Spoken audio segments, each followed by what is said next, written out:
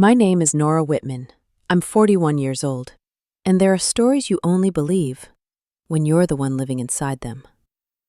Everything began on a cold morning in Portland when I walked into the Portland Women's Medical Center. I sat quietly in the exam room while Dr. Samuel Reyes, 48, a gynecologist with nearly 2 decades of experience, performed a routine ultrasound. Everything felt normal until it didn't. He suddenly stopped. His hand froze on the probe. He leaned toward the screen, his brow tightening so sharply I could feel the air change in the room. Then he looked up at me, slowly, like he had just found something that didn't belong in the human body. "Nora, who has been treating you before this?" I answered without thinking. "My husband, Adrian, he's 45. He's an OB-GYN. I thought that would reassure him. It didn't. Samuel set the probe down, removed his gloves, and straightened up. The way his face shifted wasn't the usual worry doctors have for patients.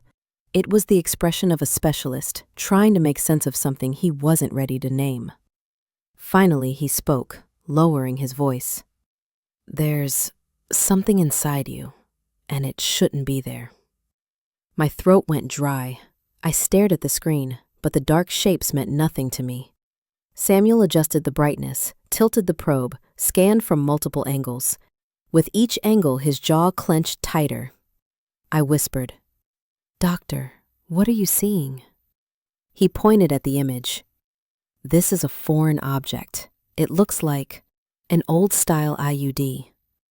I blinked, stunned. An IUD? I've never had one. I'm terrified of them. I've never allowed anyone to do that to me. Samuel flipped through my medical chart, page by page, then closed it. "Correct. There's no record of an IUD placement. But Nora, these things don't appear on their own." The floor might as well have vanished beneath me. For 6 months, I'd been dealing with stabbing pelvic pain. My periods were a mess, sometimes lasting a week longer than normal. There were days I curled up on the floor, sweating through the cold, unable to stand. I told Adrian everything.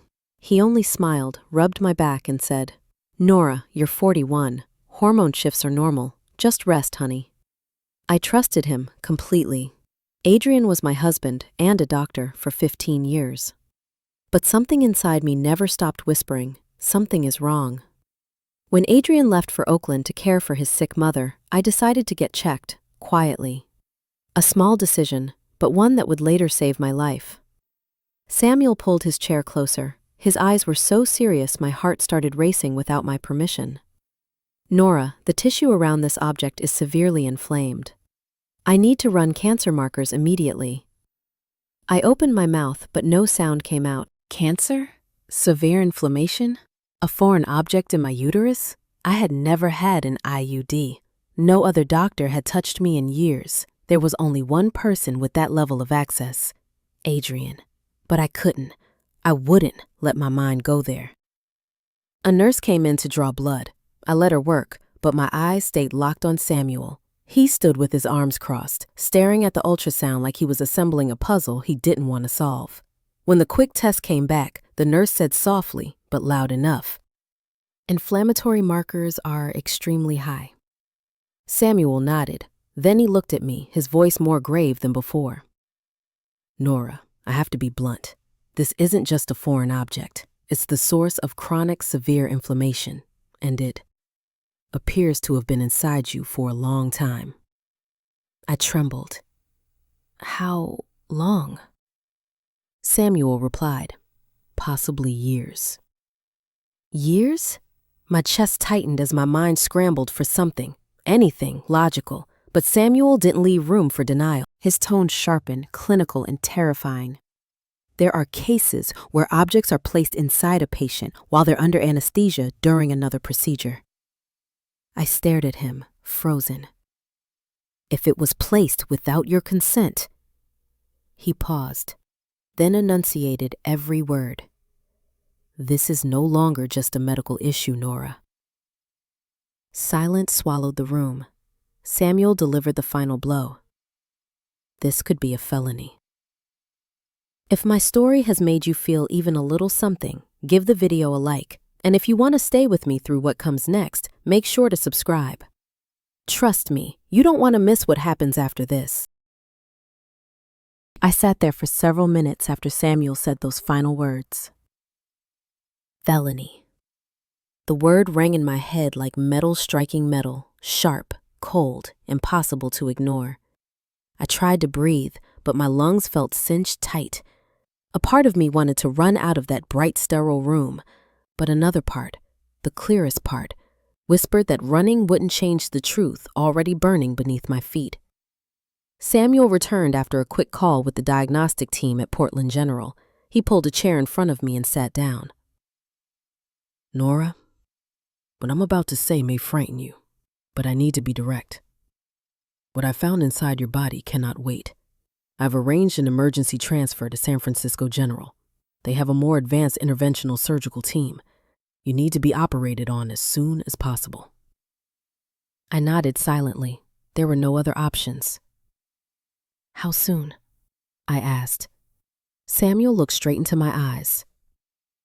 "Today. Right now." I heard him clearly, but it still took several seconds for the meaning to land. My voice cracked when I finally said, "I'll go." Samuel rested a hand on my shoulder, the kind of steady human gesture from a doctor who has seen too many terrible things. "I'll send all your scans and records electronically. I'll call the surgeon myself. You're not alone in this, Nora." I wanted to believe him. I left the clinic with the transfer papers trembling in my hand.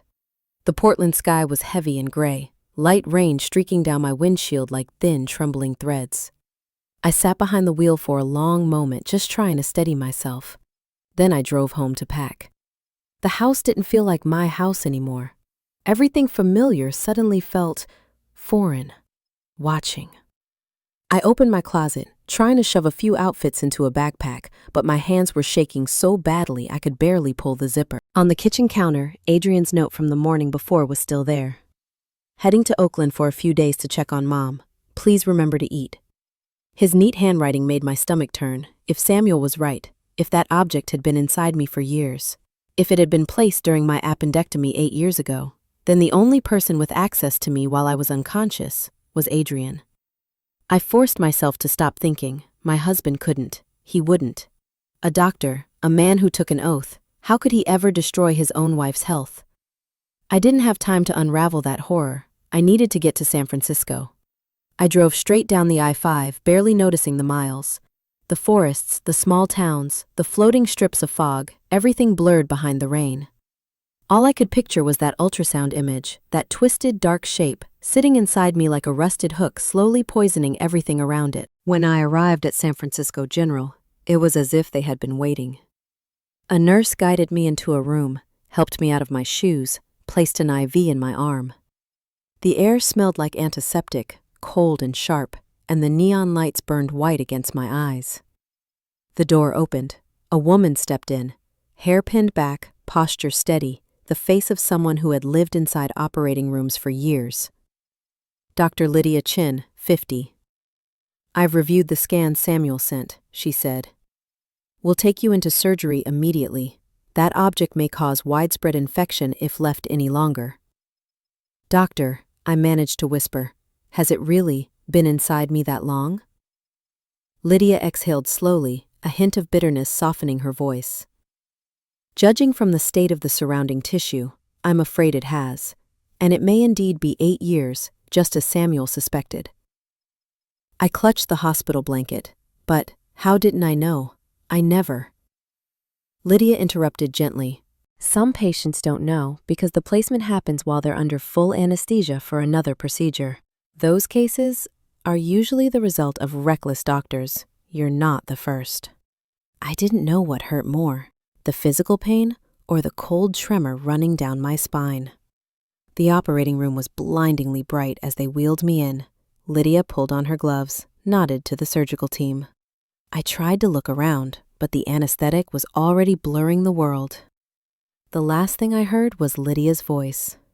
"Remove the foreign object first. Carefully, it's embedded." When I woke up, the lights were softer. A hand rested on my shoulder, steady and warm. As my vision cleared, I saw Lydia standing beside me, serious but no longer cold. "The surgery went well," she said. "But Nora, we need to talk." I turned my head, and there, in a small, clear specimen box on the table, was a dark, corroded object wrapped in thick biological residue. An old-style Seraph IUD. Deformed, rotting, grotesque. "It's been inside you for 8 years, Lydia said quietly. "And this specific model was banned because of its link to certain cancers." My heart nearly stopped. I felt tears spill before I even realized I was crying. How did it get inside me if I never agreed to it? Lydia held my gaze for a long moment before responding. "That's something the police will need to investigate. This device has a serial number, SX7842. We're going to trace it, and given the severe tissue damage, it's hard to believe whoever implanted it didn't know exactly what they were doing." I closed my eyes for a moment, just one moment. But in the darkness behind my eyelids, Adrian's face flashed clearly, his warm smile, his gentle hands, the husband I thought I knew.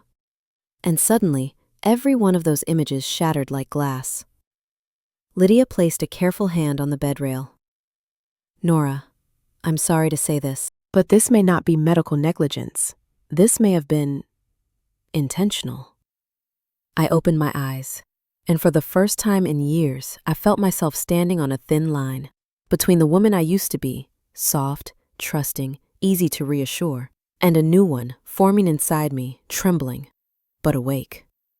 If someone did this to me, I would find out. I stayed in the recovery room for several more hours, my mind spinning through the shards of truth that had just been thrown at me. Every time I closed my eyes, the image of that blackened object in the plastic box appeared again. It had been inside me for 8 years. 8 years. Someone put it there, knowing exactly what it would do. The pain, the inflammation, the bleeding, the hormonal chaos, the infertility. I trembled remembering Lydia's words. It's hard to believe the person who placed it didn't know the consequences. The only person who ever touched my unconscious body was Adrian. But how was I supposed to accept that? How could the man I had slept beside for 15 years do something that cruel, that calculated? The door swung open, and a woman in a fitted blazer walked in, sharp features, shoulders straight, tight curls brushing her jawline. She held out her badge. "I'm Detective Katrina Doyle, Special Unit for Unlawful Medical Practices, San Francisco Division. I was notified about your case this morning." I pushed myself upright, my hands still trembling. "The police? Is this really?" "Yes," Katrina cut in, no hesitation. "Given the surgeon's report, the presence of the device, and the fact that it was implanted without your knowledge, this could be a criminal offense. I need to ask a few questions." She opened a notebook. Her eyes weren't cruel, just precise, searching for facts. "Nora, when was the last time you underwent full anesthesia?" My throat tightened. 8 years ago, my appendectomy." "And who was the attending physician?" "My husband," I said quietly. Saying the words turned my stomach. "Adrian Whitman. He works at a private clinic in Oakland." Katrina wrote. Her pen strokes were exact, like surgical incisions. "Did you ever sign consent for an IUD insertion?" "No, I've always been afraid of that method. I never agreed to it." "Did your husband ever suggest or discuss using an IUD?" "Never." Katrina paused her writing. "Nora, you must understand the severity here. The device we removed is a banned model due to cancer risks. The level of inflammation suggests it's been inside you for nearly a decade. Whoever placed it almost certainly knew that." I clutched the blanket. "You're saying Adrian may have done this on purpose?" "I'm not saying anything yet," Katrina replied calmly. "I'm saying every trail leads back to him, but we need evidence." She left the room after taking my contact information. I lay back, staring at the glaring white ceiling, feeling my entire world peel apart layer by layer. I used to think betrayal meant cheating, lying, hiding things. But what I was living through was another category entirely. A betrayal of my body, my health, my fertility, my future. Lydia returned later, concern shadowing her face. I just received the preliminary pathology results. The uterine tissue around the IUD shows abnormal cellular changes. We need to monitor you carefully. My voice cracked. Cancer? Not yet, Lydia said softly. But another year or two with that device, and the prognosis could have been far worse. I turned my head away. I didn't want to cry in front of her, but my tears betrayed me. Lydia, my voice barely a whisper. If Adrian really did this, why? Why would he? Lydia hesitated. When she finally spoke, her tone was heavy. I've seen cases like this before. Sometimes it's about control. Sometimes marital issues. Sometimes the man wants to bind the woman to him in a way she can't leave. And sometimes it's because he wants to have children with someone else. That last sentence stabbed straight into my chest. That night, they moved me to a standard room. Outside, San Francisco was wrapped in fog and soft yellow lights. I sat by the window, watching the city blur beneath me. And for the first time in years, I was afraid to go home. Afraid to see Adrian. Afraid to hear his voice. Afraid to look into his eyes and realize every suspicion growing inside me was true. My phone buzzed in my pocket. Adrian's name lit up the screen. I let it ring. Once. Twice. 3 times. I couldn't listen to the man I now had to question. Not just whether he loved me, but whether that love had ever been real. A message followed. Are you okay? Why aren't you picking up? I'll come back to Portland sooner than planned. Tell me what you need, Nora. I stared at the words and felt a chill crawl up my spine. Adrian didn't know about the surgery. He couldn't know the device was removed. But the tone of the message, too familiar, too smooth, felt like a mask. I deleted the message. I couldn't let him know where I was. Around midnight, I woke with a heavy pressure in my chest. Not pain, but realization. If Adrian had done this, I wasn't just the victim of betrayal. I might have been the victim of a plan, deliberate, calculated, purposeful. I sat up, turned on the bedside lamp, and stared at the surgical file Lydia left for me. Bold letters at the top. Foreign body extraction. Serial number SX7842. One number, one trail, one undeniable truth. And I knew this was just the beginning. When I was stronger, I would have to face Adrian. I'd have to hear his explanations, sort truth from lies, confront the man I once trusted more than myself. But that night, in that quiet hospital room, I knew one thing for certain. I was no longer the woman I had been for the past 15 years. If someone tried to destroy me, if someone tried to take my fertility, my autonomy, my future, then they were going to meet a new version of me. And that version would not stay quiet. I woke up the next morning feeling like my body was made of stone. Not from the surgery. Lydia had adjusted my pain meds perfectly. What weighed me down was the truth, slowly sinking into every cell I had left. I had lived 8 years with a dangerous object inside me, and the person who was supposed to protect me was the only one who ever had access to put it there. My phone vibrated the moment I opened my eyes. Adrian calling. Calling again. Then texting. The first message asked where I was. The second said he was back in Portland. The third sounded worried. The kind of worry that once would have softened me. Not anymore. I muted the phone and turned it face down. A knock sounded at the door, and Katrina Doyle stepped in.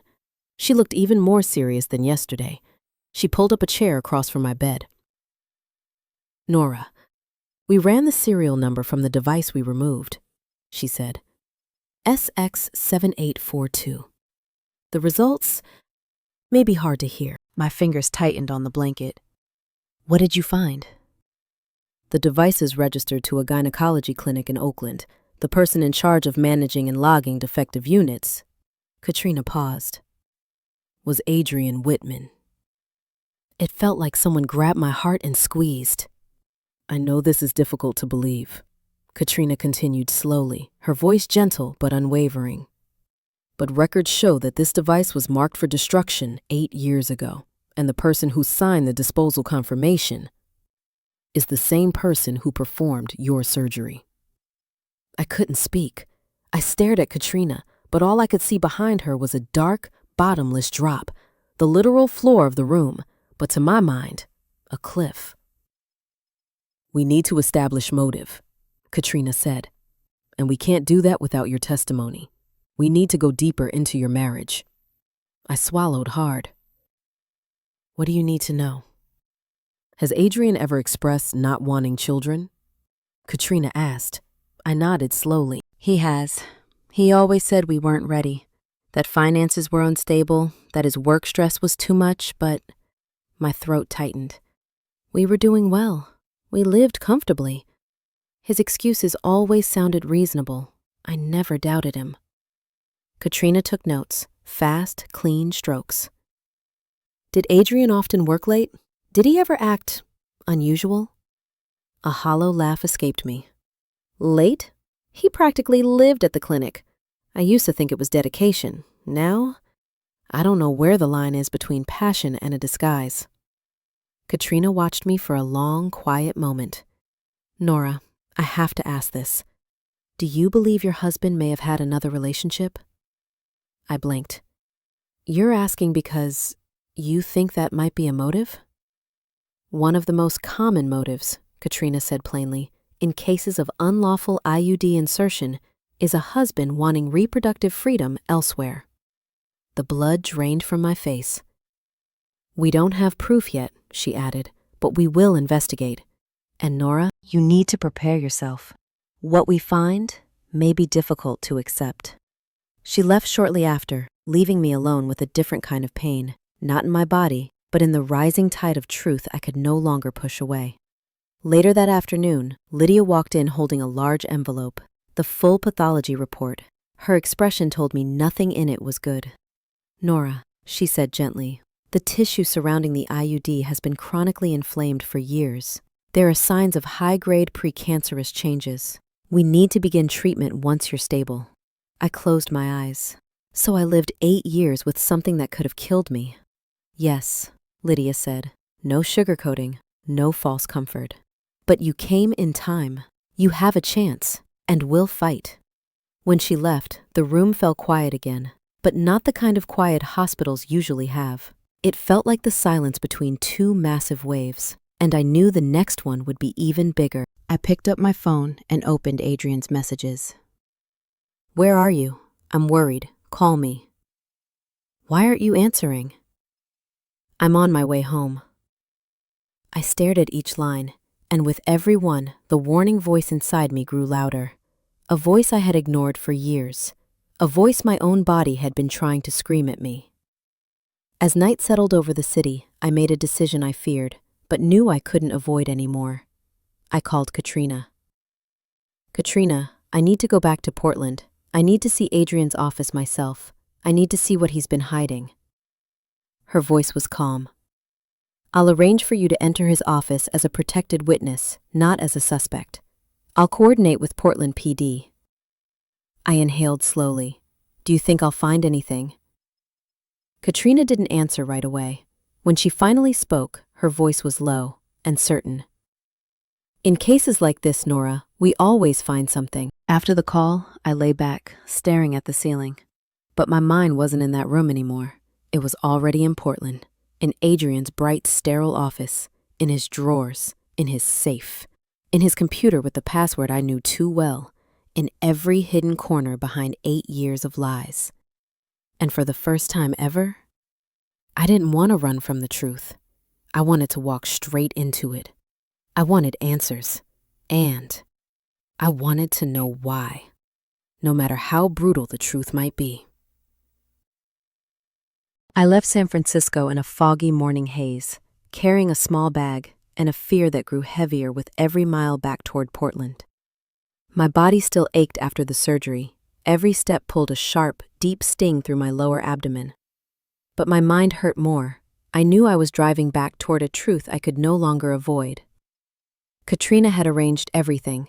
When I pulled up in front of the clinic where Adrian worked, a Portland officer was already waiting for me. She introduced herself as Officer Mira Lowell. Her face was firm, but her eyes were gentle, a strange contrast to the storm waiting for me inside. Mira unlocked the door, and the familiar scent of antiseptic washed over me. I had walked into this clinic countless times. I used to be proud of it, proud of my husband, the doctor everyone trusted. Today it felt different. Today it was a crime scene. Inside, nothing had changed. The tidy front desk, the faint smell of coffee, the neatly framed wooden photos on the wall.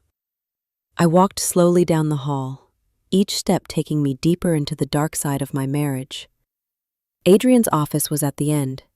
The door was slightly ajar, almost as if it were inviting me in, or daring me to.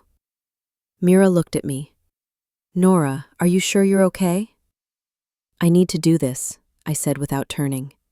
"If I don't see it myself, I'll never believe it." I pushed the door open. A cold wave hit me, though the room had no AC on. Maybe it was just the truth finally catching up to me. Adrian's desk was spotless, neat to the point of being lifeless. I looked at the chair he used to sit in during late nights, answering patient messages, saying he had emergencies, saying he had to stay for duty, for responsibility, for ethics. And I had believed every single word. Mira handed me a pair of gloves. "I won't touch anything unless you ask, but you're allowed to review everything within investigative scope." I nodded and sat in front of Adrian's computer. I knew the password. It was my birthday. People who betray you are often the best at creating illusions that they love you. The screen lit up. I scanned through familiar folders, patient files, conference photos, internal reports. I sat in Adrian's office for a long time, silent and still, like a stone statue waking from a nightmare that had lasted years. Everything in front of me, the papers, the signatures, the photographs, no longer felt like they belonged to my life. They looked like evidence from someone else's case, some other woman, some other wife, some other victim. But no, it was me. Officer Mira Lowell quietly gathered key documents, photographing each page as procedure required. She didn't say anything, maybe because she knew that any attempt at comfort right now would mean nothing. I looked down at my hands. They were shaking uncontrollably. I used to think of myself as strong, but maybe real strength only shows up when you have no choice left but to stand. I picked up the DNA report again. The line, "Father, Adrian Whitman," stabbed me each time my eyes passed over it. A 4-year-old girl. I didn't know her face, her voice, her name, but Adrian knew. He knew everything. He had held her, photographed her, showed up for her, and still came home to me, telling me we're not ready for kids.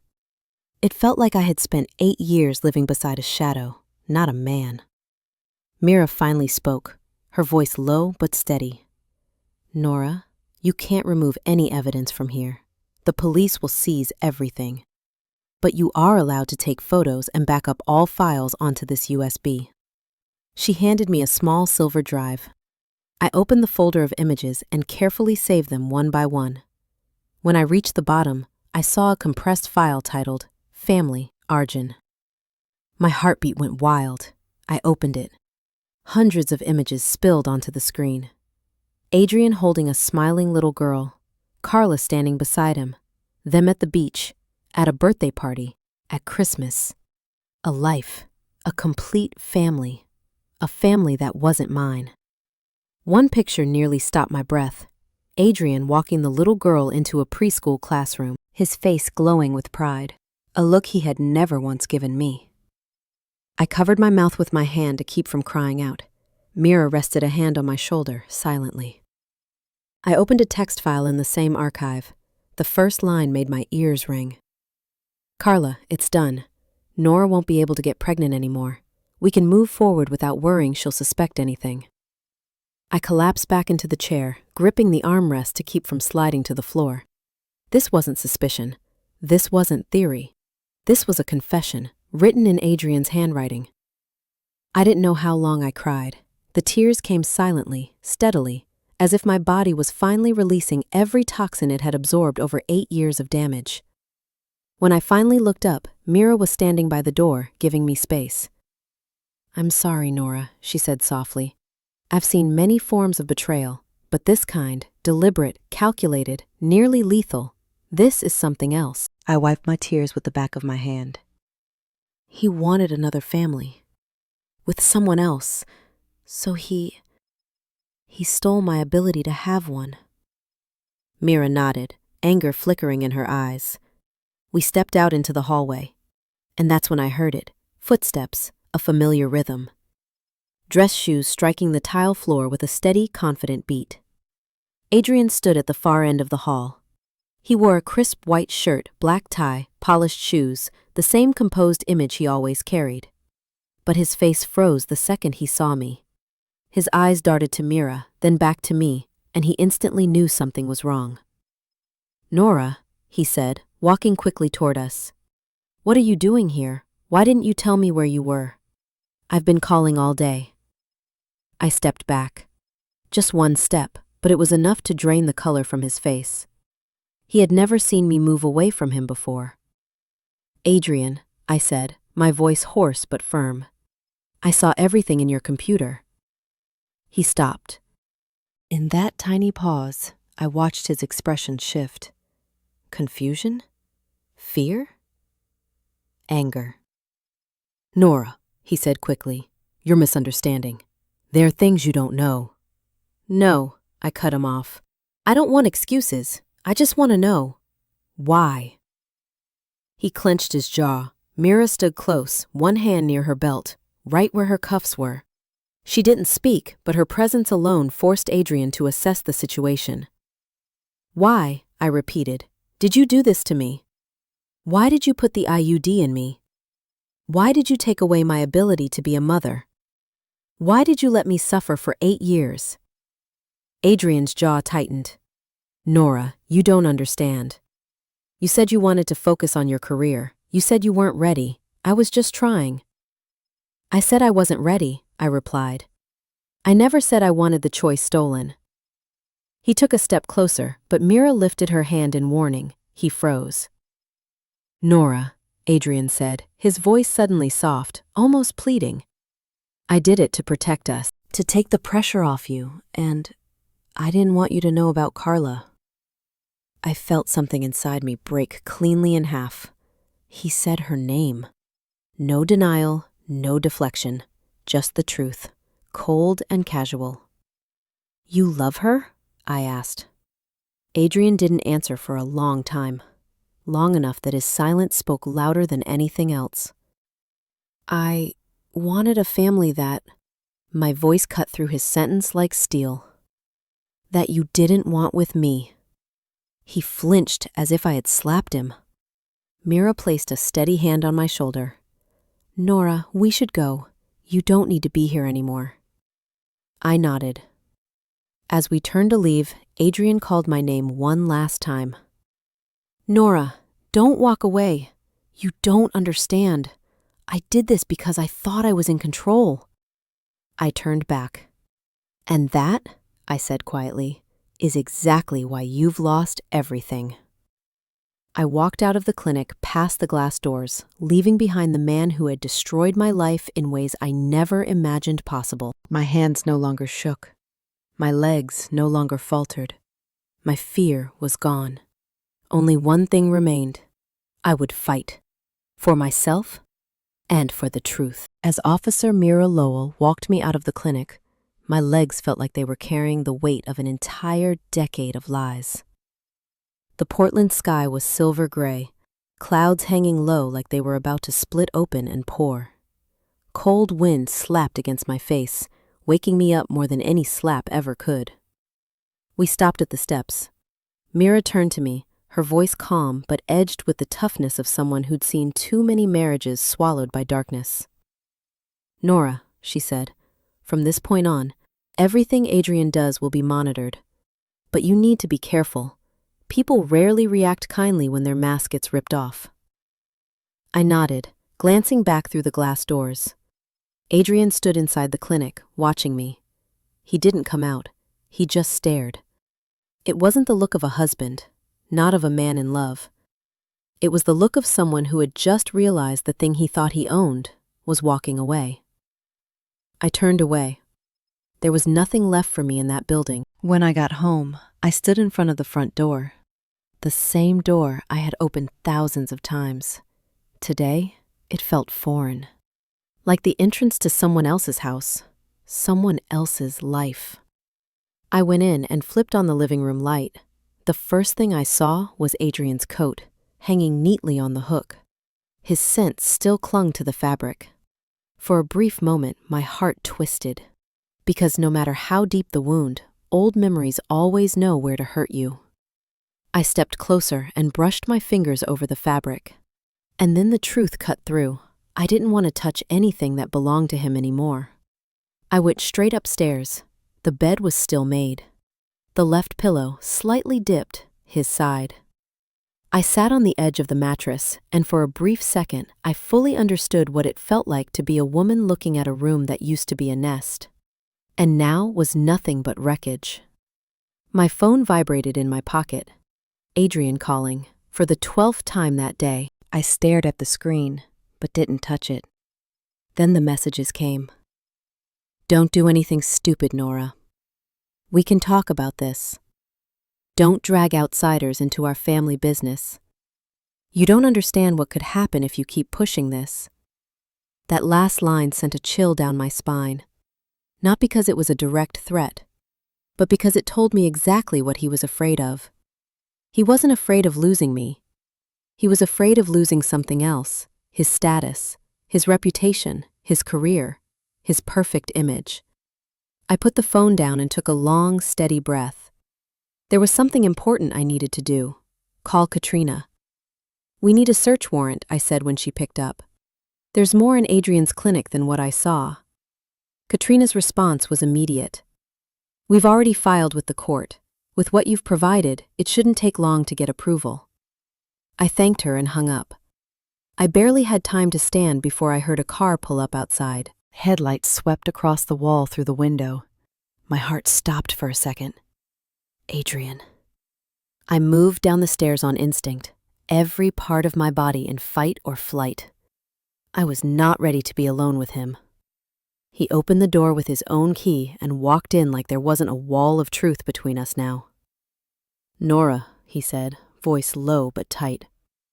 Why did you leave the hospital without telling me? Why didn't I tell you? I stared straight into his eyes. After 8 years of you not telling me the truth, now you want my schedule? His jaw flexed. You're overreacting. You're misunderstanding everything. I saw your computer. Adrian froze. Just for a split second, but it was enough. Enough to watch the mask drop. Just like Katrina said, the truth always changes a man's eyes. And whatever I saw in his eyes now wasn't love. That computer has patient information, he snapped. You had no right to.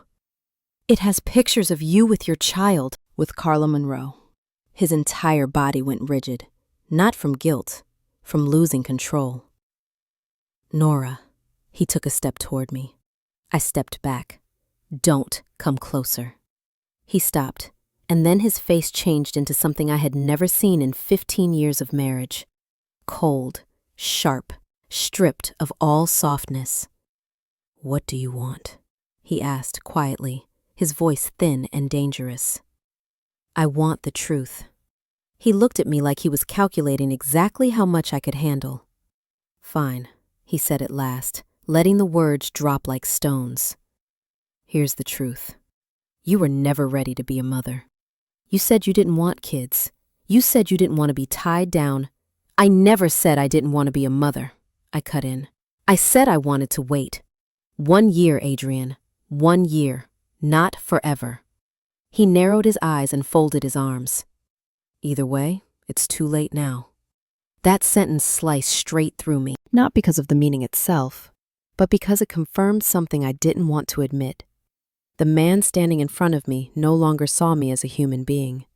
I was infrastructure, a base for his life, something to alter, to cut into, to adjust as needed.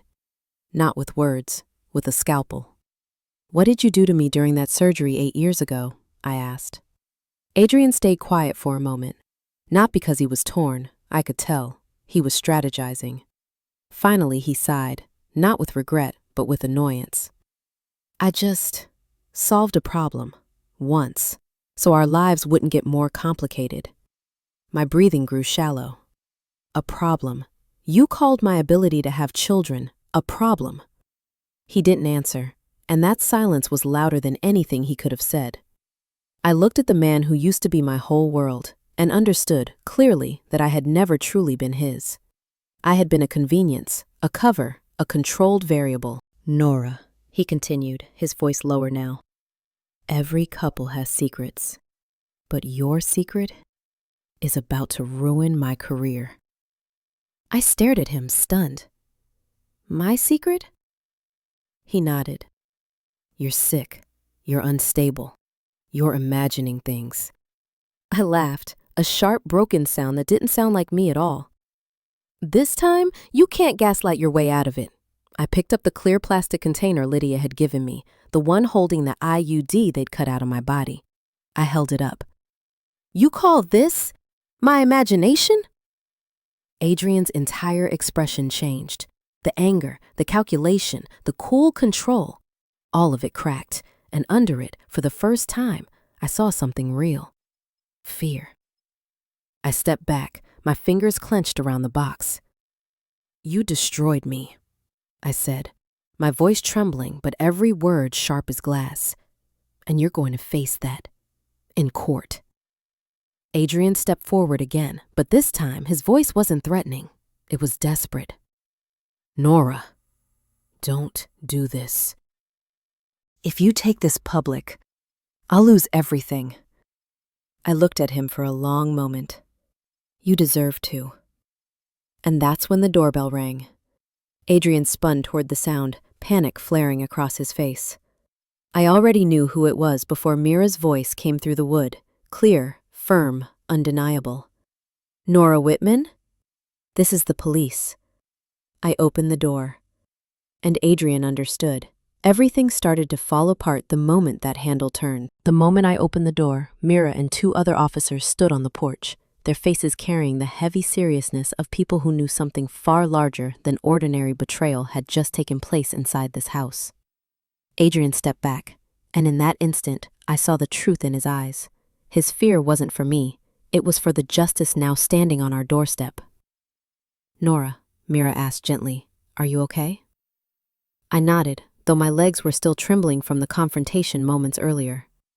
Mira stepped inside and handed Adrian the search warrant, the red court seal stamped clearly across the top. His face stiffened as he read it. The other officers entered behind her, gloves on, already scanning the house.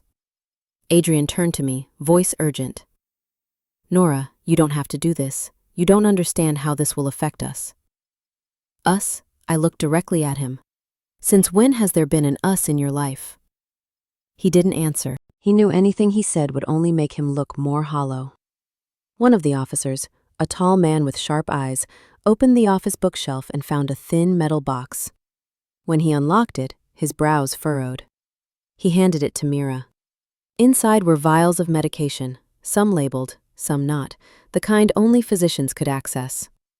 Nora, Mira asked, have you ever seen these before? I shook my head. Never. Adrian cut in quickly. They're just emergency meds. I keep them to help patients.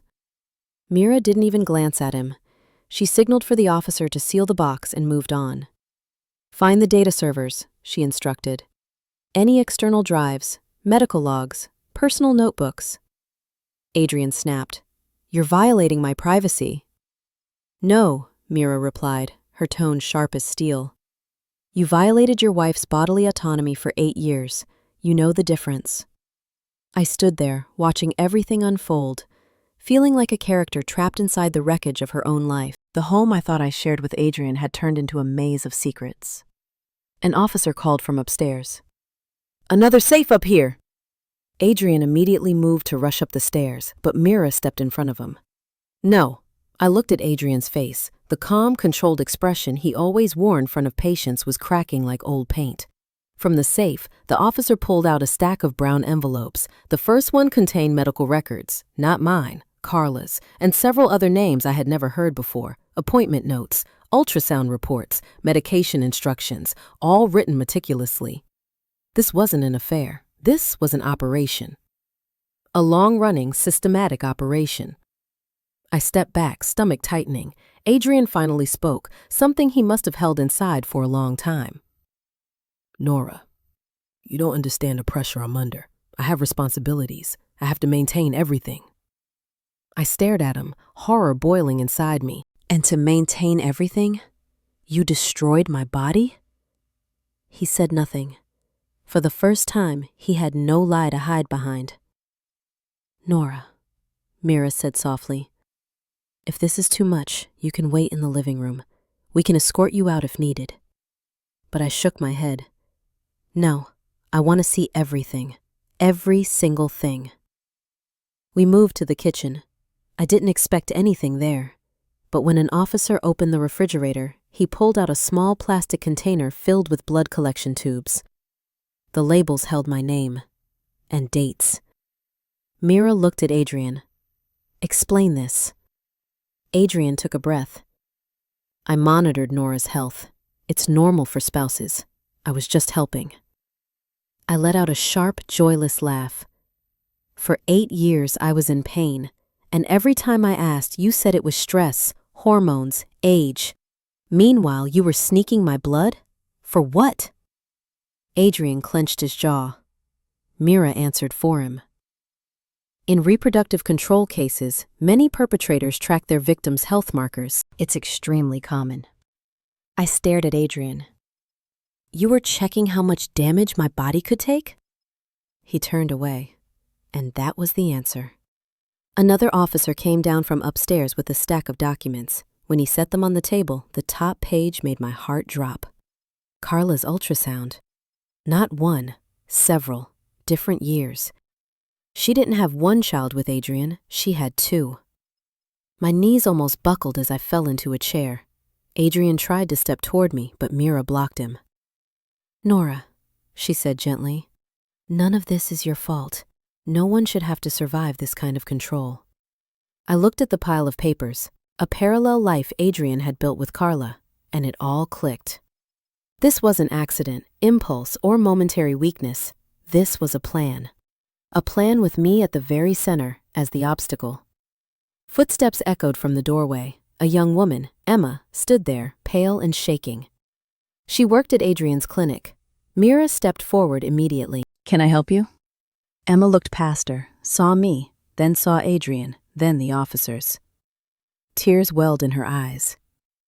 I heard the police were at the clinic. I need to talk to Nora. I stood. Who are you?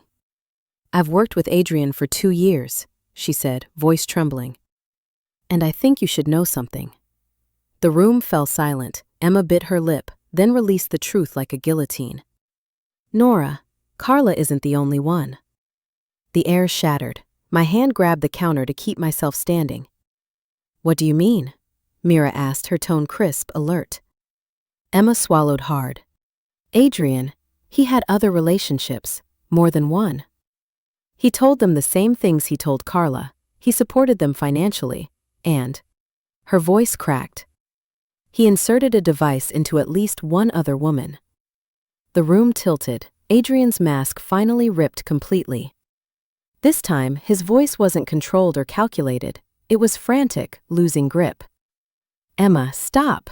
You don't know what you're talking about. Shut up. Emma stepped back but kept going. I saw the records. He had a whole system. He said Nora would never find out, but you deserve to know. My limbs went numb. My abdomen ached sharply, like the wound from my surgery was being ripped open again. And then Adrian snapped.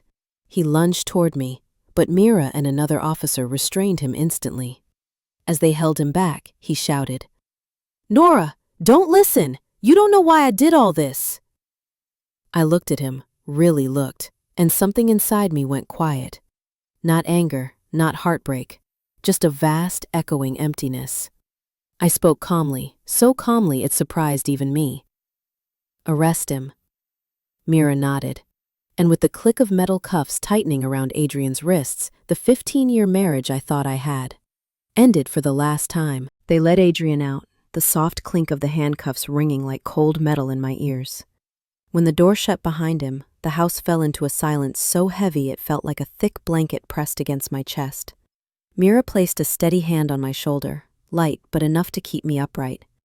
Emma was still by the doorway, eyes red, fingers gripping the hem of her scrub top like she didn't know what to do with her hands. Or with herself. I looked around the kitchen, the place where we used to cook dinner, laugh about stupid little things, share stories about our day.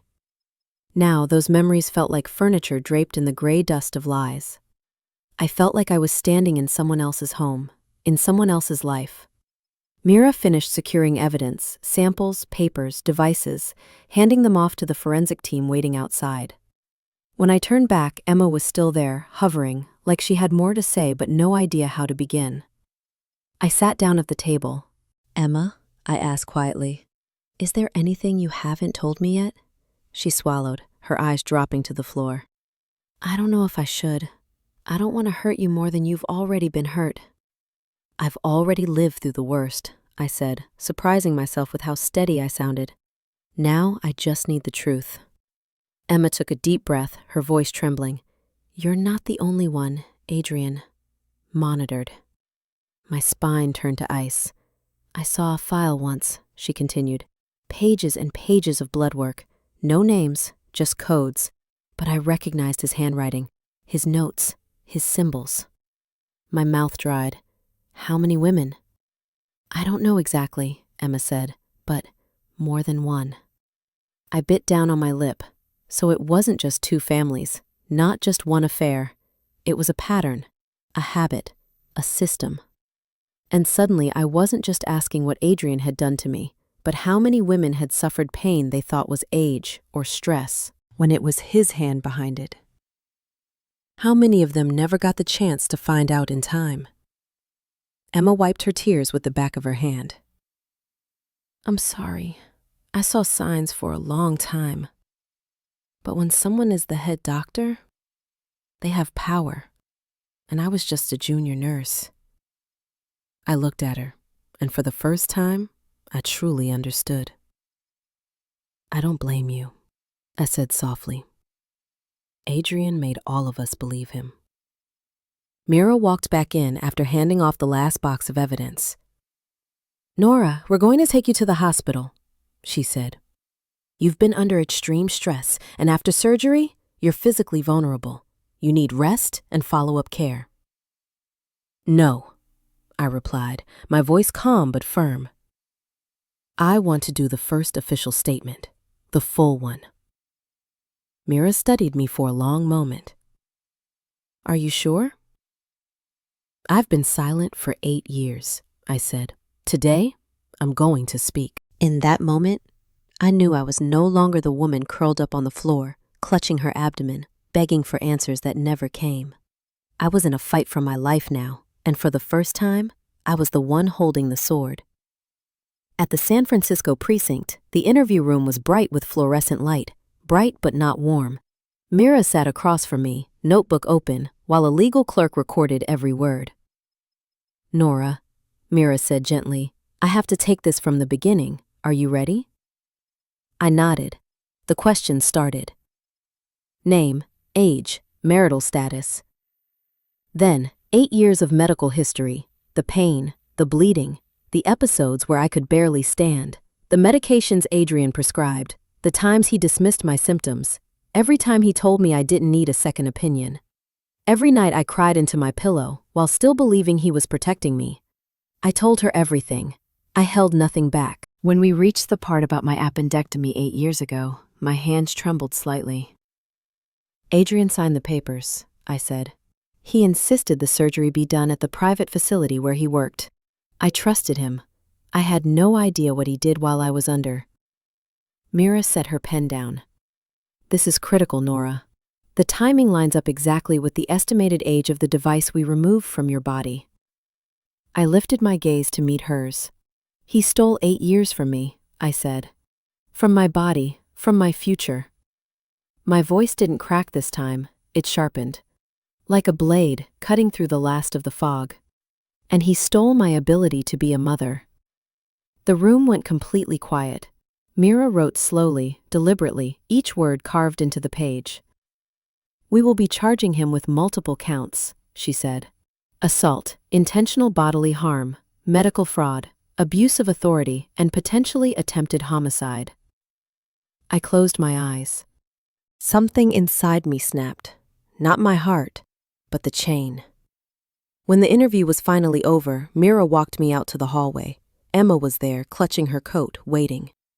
She didn't have to say why. It was all over her face. "I'm going to testify," Emma said quietly but firmly. "I'll tell them everything I know." I nodded, a wave of emotion rising in my chest. "Thank you." "I'm scared," she admitted. "But you shouldn't have to fight this alone." A staff member hurried over with a folder stamped in red. He handed it to Mira. She opened it, her brows tightening. "Preliminary blood work from Nora," she said. I watched her carefully. "What is it?" Mira looked up at me, her eyes softening. But the seriousness beneath them didn't go away. "Nora, your inflammatory markers are still very high. And there's a cluster of cells that doesn't look normal." My throat closed. "You mean?" She didn't answer right away. "The doctors need to run more tests. But they're not ruling out the possibility that the long-term damage has started to change at the cellular level." The world around me narrowed to a thin line. Emma covered her mouth. "Oh my God." I stood there. No tears, no shaking, just the strange realization that my body had become living evidence. "Nora," Mira said softly, "don't think of this as the end. This is the beginning, and this time, the law is on your side." I took a slow, deep breath, my fingers curling into the edge of my coat. Adrian had destroyed my body, but he would never destroy my will. I would see this through, for myself, for every woman he harmed, for the life he tried to bury. And as I stepped out of that police station, the wind hitting my face, the late afternoon light stretching long across the pavement, I knew I had crossed the line. I was no longer just a victim. I was becoming the strongest witness against him. That night, after leaving the police station, I went back to the temporary apartment Mira arranged for me in the Mission District. It sat on the second floor of an old building, the hallway lights dim and the paint peeling from the walls. I sat on the edge of the bed, the new test results still in my hands. The dark numbers, the abnormal markers, the unanswered questions about my health, all of it hung over me like a shadow I couldn't outrun. I had pushed through the day on pure willpower, holding myself together long enough to speak the truth out loud. But alone in that room, the reality hit me like a wave breaking over my chest. My body had been damaged for years and I never even knew. The pain wasn't just in my abdomen anymore. It was in the betrayal dug deep into the roots of my life. There was a moment, just one, when I asked myself quietly, am I even going to survive all of this? But another thought rose up just as quickly, strong enough to steady my breath. I don't get to break now. Not when the truth is finally coming into the light. Not when there are women out there, women like me, who might still be drowning in the same darkness. Not when justice is one step away from being real. My phone rang. It was Mira. "We've officially opened the prosecution file," she said. "The court approved the charges. Adrian has a preliminary hearing tomorrow morning." I paused. "I need to be there, don't I?" "You're not required," she said. "But your presence will show the jury just how serious this really is." "I'll go," I said. Mira exhaled softly, the kind of breath from someone who knows the next step will hurt, but it's necessary. "Prepare yourself, Nora. Adrian will have lawyers. They'll twist anything they can. But don't be afraid, we have enough evidence." After hanging up, I looked at myself in the small mirror beside the bed. My face was pale, my eyes ringed in exhausted shadows. But in my eyes, something new had appeared. Awareness. I was no longer the woman who thought her pain was just age. I was no longer the wife who trusted a man simply because he wore a white coat and said he loved her. I was a witness now, and I wasn't stepping back. The next morning, San Francisco was wrapped in cold fog when I climbed the stone steps of the Civic Center courthouse. It felt like walking onto a battlefield. Inside the preliminary hearing room, they brought Adrian in wearing an orange jumpsuit. He didn't look at me. Or maybe he couldn't. His face, once confident, the face I leaned on for stability, twitched with fear. He knew the world he built on lies was cracking. His lawyer, a sharp-looking man who spoke like he believed he could bend facts if he tried hard enough, stood and cleared his throat. My client denies all allegations. The placement of the medical device without the patient's consent was an unfortunate clinical oversight. My fists tightened until my knuckles went white. An oversight? Mira murmured beside me. We have texts, records, financial logs, a whole secret family. Let's see how far that argument gets him. The prosecutor rose next, her voice slicing through the room like cold steel. This was no oversight. This was deliberate, planned, sustained over 8 years. The defendant inflicted permanent bodily harm, engaged in reproductive control, and maintained a second family while monitoring multiple women's medical data without consent. The room froze. I glanced at Adrian, and finally, he lifted his head and met my eyes. For the first time, I didn't see arrogance, or charm, or manipulation. I saw collapse. Not regret, not remorse, just fear. The kind that comes when a predator realizes the light is finally on.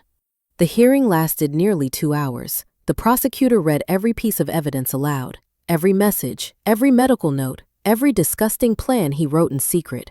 I listened to every word, like listening to a long, slow breaking of everything I used to believe was real. At the end, the judge spoke. Given the severity and clear evidence, this court agrees to move the case to full trial. The defendant will remain in custody until further proceedings.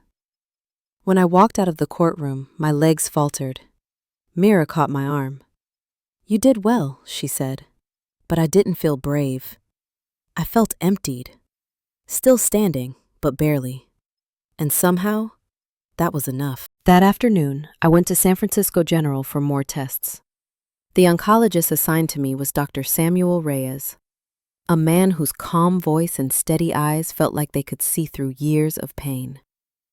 Miss Whitman, he said gently after reviewing my charts, the chronic inflammation has been present for a long time. I need additional tests before I can be certain, but... He paused. Your body has been through more than you think. I swallowed hard. Am I too late? If we're lucky, he said softly. There's still time, but we'll have to monitor you very closely. Hope. It had been so long since I'd heard that word without flinching. He handed me a thick schedule of follow-ups, blood tests, scans, biopsies. I stared at the list, realizing these weren't just appointments, they were lifelines. Before I left, Samuel looked at me, really looked. Ms. Whitman, the worst part is behind you. What comes next is healing, and you won't be doing that alone. I nodded, my throat tight. Not happiness, not yet, but the first fragile thread of belief that I could climb out of this. That night, I returned to the apartment. The streetlights cast long, warm lines across the floor, and for the first time in months, I felt like I had room to breathe. I walked to the window, watching the city move beneath me. Cars rushing by, people living their lives. The world carrying on as if what happened to me was just another quiet tragedy among millions. But it wasn't. It was real. It was my body, my future, my life. And I was still here. I picked up my phone, my hand trembling just slightly. When the screen lit up, I knew exactly what I needed to say. If you're still with me, I whispered, more to myself than anyone. Remember this. Justice doesn't arrive instantly. It shows up when you finally open your eyes. And I had opened mine. I was ready for the rest of the fight. I returned to the apartment late in the day, so exhausted I could barely feel my own body. Tests, questions, warnings from Dr. Reyes, all of it replayed in my mind like a damaged tape stuck on the worst moments. I sank onto the worn-out sofa the court had provided and stared up at the yellowed ceiling. I kept asking myself, how did Adrian sleep at night? How does a man look into his wife's eyes every day while quietly destroying her body? My phone buzzed. Carla. For a moment, I didn't know whether to answer, but something in me said I had to. I picked up. Her voice was thin, breaking apart. Nora, I'm sorry. I know I have no right to say this, but I'm so sorry. I didn't respond. I let the silence speak for me. I didn't know what he did to you, she continued, voice trembling. He told me you were sick. He said it was congenital. I believed him because I wanted to believe him. I never imagined he could be that kind of man. I closed my eyes, not out of sympathy, but out of exhaustion. Carla, I said quietly, you have 2 children with him. She sobbed. Yes, and I don't know what to do. I'm afraid he might have done something to me too. I'm afraid for my girls. I opened my eyes, staring at the cold ceiling. You need to get checked, immediately. Talk to Detective Mira Lowell. Tell her everything. She choked on her words, like she'd been waiting for permission. Thank you, even though you have no reason to help me. I hung up before she could say anything else. I didn't have the strength to carry anyone else's grief tonight. And I didn't know yet whether forgiveness would ever be possible. But I did know this: the truth was bigger than me. And if those children were in danger, I would not let history repeat itself. I had just set the phone down when the doorbell rang. It was Mira. She walked in with a thick folder, her face more serious than I'd ever seen it. Nora, we need to talk, she said. The court approved the evidence packet tonight, and the official trial date has been set. I sat up straighter. This was another turning point. 2 weeks from now, Mira continued, and I need to warn you, Adrian's legal team is preparing a very aggressive defense. Of course they are, I muttered. They're planning to argue that you fabricated the story, or that you consented to the IUD.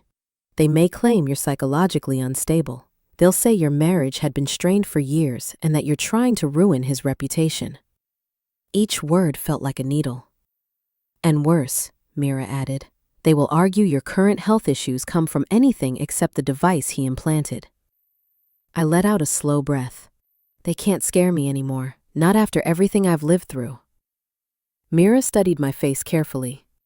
What I'm worried about, she said, is not them winning. It's them hurting you all over again. Before I could respond, her phone rang.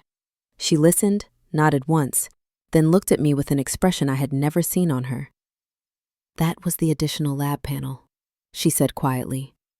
Dr. Reyes just sent it in. My hands went cold. What does it say? Mira placed the folder on the table.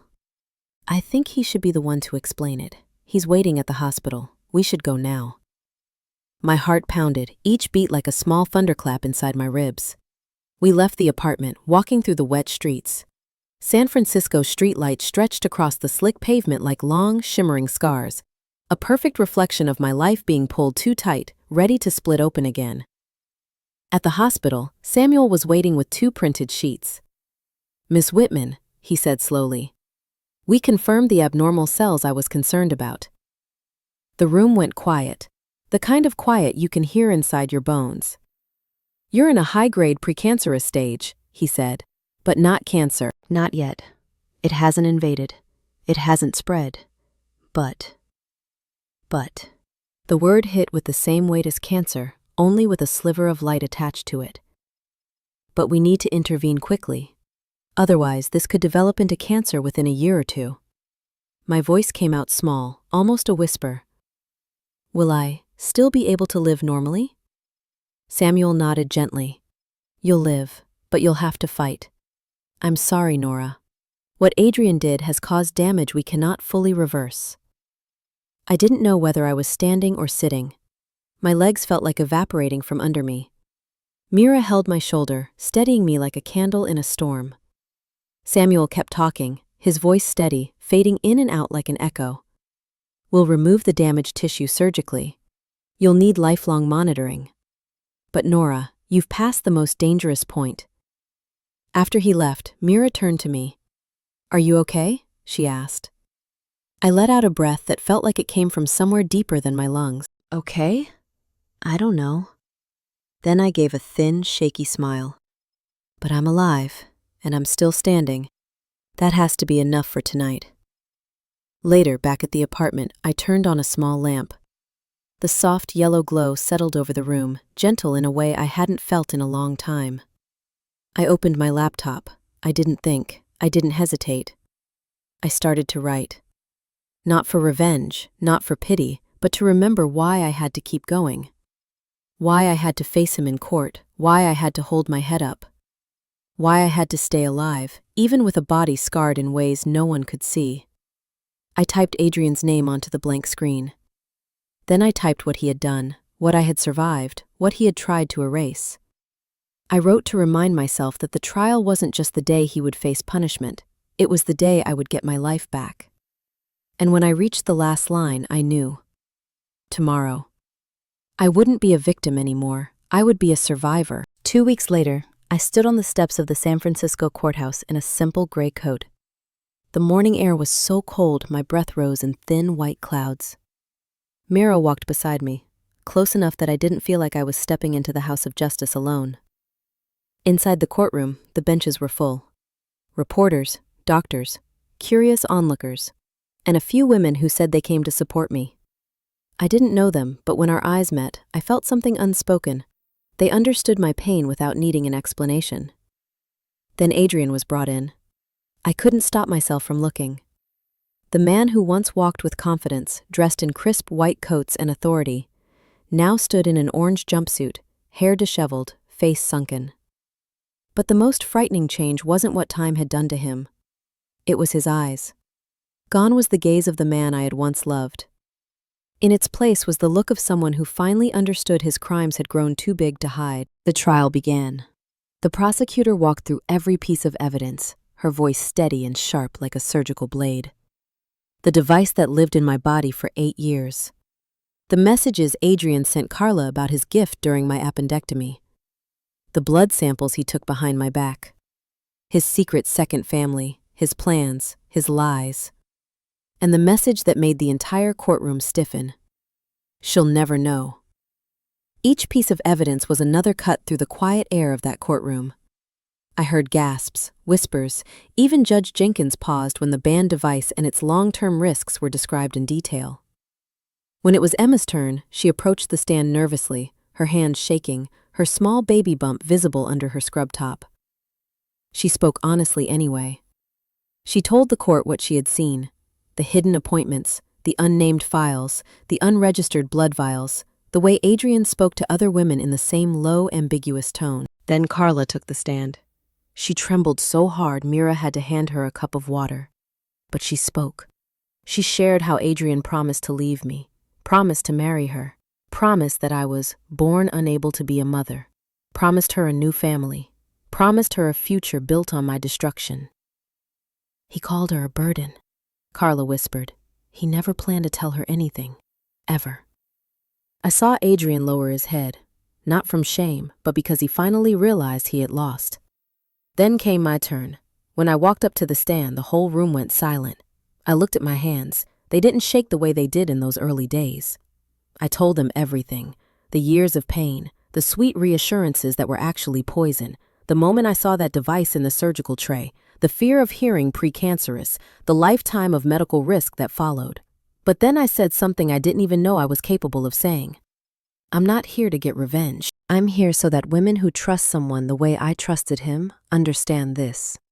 Your body is not anyone's property.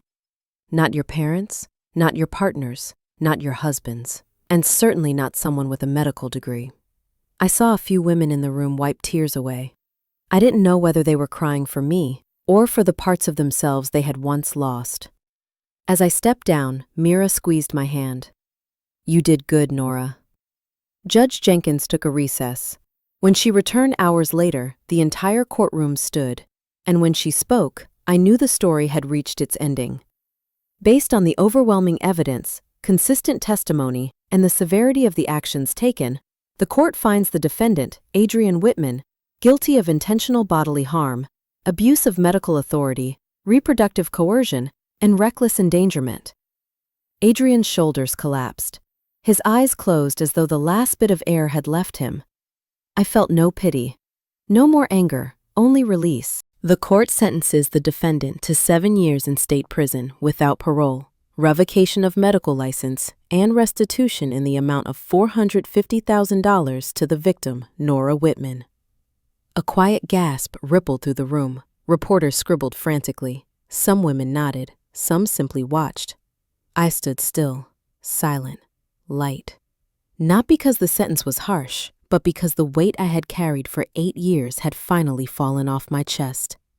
As they cuffed Adrian and led him away, he looked back at me one last time. I didn't know what he searched for: mercy, nostalgia, forgiveness, or a final goodbye. I gave him nothing. There was nothing left to give. I turned away first. Sometimes freedom is just the act of turning your head. 1 year later, I stood before the mirror in my new apartment in Potrero Hill. My surgical scars had softened. My checkups with Dr. Reyes were consistent and encouraging. My life was slower now, gentler. And then life brought me Emma, a 6-year-old girl who lost her mother in an accident. I met her at a community center where I volunteered to read to orphan children. When she wrapped her tiny hand around mine, something in my chest lifted, something that had been buried under grief for years. 3 months later, I adopted her. Today, she stands next to me in a white dress, pinning a flower in my hair. "Mom, you look like a fairy," she says, eyes glowing. I laugh. I haven't felt beautiful in a very long time. Beside me, Samuel adjusts my veil with gentle fingers. "Today is your day," he says softly, "and you deserve every good thing coming your way." I look at him, the man who stood beside me through the darkest months, who didn't flinch when he learned my health would be fragile for life, who loved me in a way Adrian never understood, without control, without harm, without conditions. I take Emma's hand in one of mine and Samuel's in the other. We walk out into the small courtyard where a handful of friends wait, a tiny community, a modest circle, a real family. The afternoon sunlight spills across the ground like a quiet blessing, and I know, for the first time in years, my past no longer cages me. I'm no longer the deceived wife, no longer the victim. I'm the survivor, the reborn woman. And I'm finally living the life I was meant to have. If you've ever walked through a dark place like I did, tell me where you're listening from and what time it is for you. And if this story touched you, a like and a subscribe would mean the world. Because somewhere out there, someone might need to hear that the sun does rise, even after the longest night.